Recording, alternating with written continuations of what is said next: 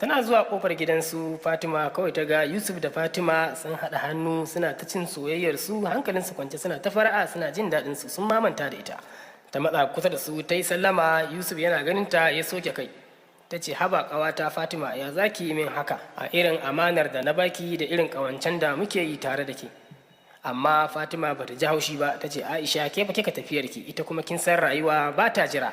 Yanzu Yusuf ya zaɓe ni a matsayin matar da zai aura, kuma ni ma ina son shi so na gaskiya na haƙiƙa. Aisha ta ji ba daɗi, ta ji kamar duniya ta faɗo ta danne ta saboda baƙin ciki, kamar bata san yadda za ta yi ba. Ta koma gida tana ita kuka. Daga ranar ta yanke shawarar cewa ba za ta sake baiwa wata ƙawa amana ba, kuma ta yanke komawa birni don ta ci gaba da karatunta. Kawai ta koma ta ci gaba da karatu, kuma Allah ya taimake ta ta zama mutum mai nasara sosai a rayuwa. Amma zuciyarta tana ɗauke da wannan baƙin cikin da ba za ta taɓa mantawa da shi ba. Shi kuma Yusuf da shi da Fatima bayan sun yi aure shekaru, zamansu ya ki daɗi, kwata-kwata ba sa jin daɗin zamansu.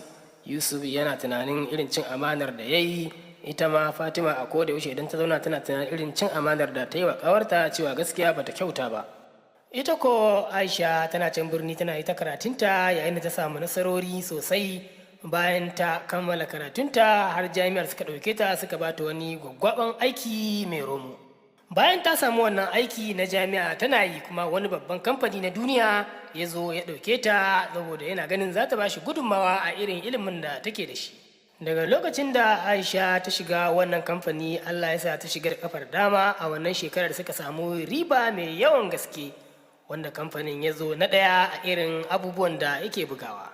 Bayan ganin haka ne mai kamfanin ya fahimci cewa yarinyar lalle tana da baiwa sosai, sannan ga hankali, ga ilimi, ga ganin girman manya, sannan kuma ga sanin ya kamata. Shi yasa a ransa ya ji cewa ya kamata a ce ya haɗa zuri'a da wannan yarinya.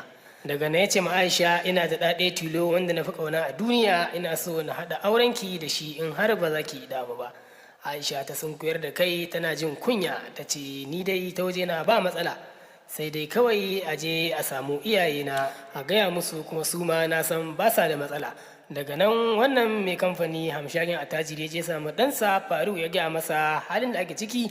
Faruk shi ma ya zo ya samu Aisha, suka tattauna suka samu jituwa a tsakaninsu. Yayin da aka je gidan su Aisha aka gaya musu, su ma suka amince, suka yi murna sosai. Aka sa lokaci aka ɗaura musu aure, aka yi biki irin wanda ba a taɓa yinsa ba. Lallai aka ce hasada ga mai rabo taki ci, 'yan uwa mu guji cin amana.